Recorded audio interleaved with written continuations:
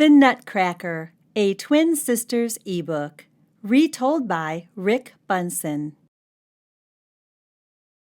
The Nutcracker. Christmas Eve. The Stahlbaums. The Nutcracker, a Twin Sisters eBook, retold by Rick Bunsen. The Nutcracker. Christmas Eve. The Stahlbaums were having a party and the Christmas tree was lit.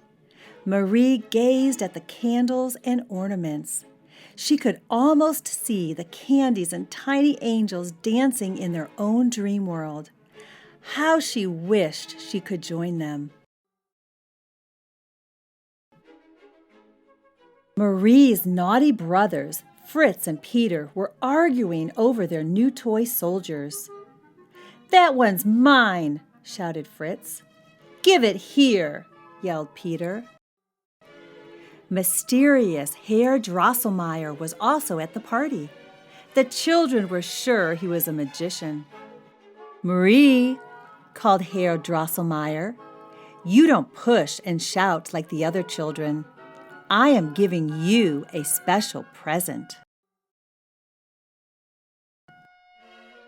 From under his cloak, Herr Drosselmeyer pulled a magnificent nutcracker. Marie's eyes grew wide with delight. The nutcracker was made of wood. It looked like a glorious soldier dressed in a red coat with brass buttons. "Oh, thank you, Herr Drosselmeyer," cried Marie. Then she hugged the nutcracker. "I know that you are an enchanted prince," she whispered in its painted ear. Fritz and Peter crowded close. They wanted to see Marie's special gift. "Let me play with it," said Fritz. "Give it here," demanded Peter.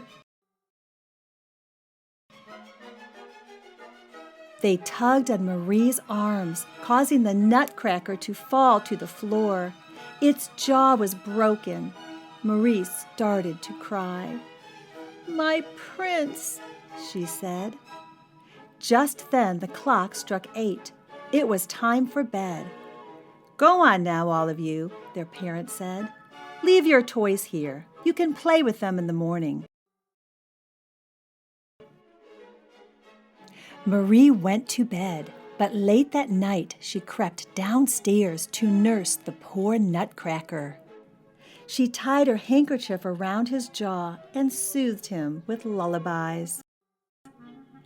And just in time, an evil army of mice was creeping into the room to eat up the crumbs and leftover sweets.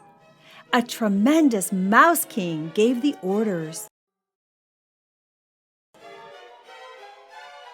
The nutcracker was up in a flash.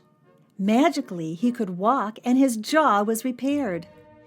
The toy soldiers lined up behind him as he led the charge against the Mouse King. In the battle that followed, the nutcracker was knocked to the ground. But before the Mouse King could hurt him, Marie threw her slipper at the evil rodent. As the Mouse King spun around, the nutcracker leapt up and finished him off. As soon as the Mouse King died, the enchantment on the nutcracker faded away. He stood before Marie as a prince. "You have saved me from the Mouse King's spell," said the prince. "Come with me to the land of sweets. There, the Sugar Plum Fairy will give you your reward." Marie and the prince entered a magical sleigh. As the snowflakes glittered and twirled about them, they took off for the sky.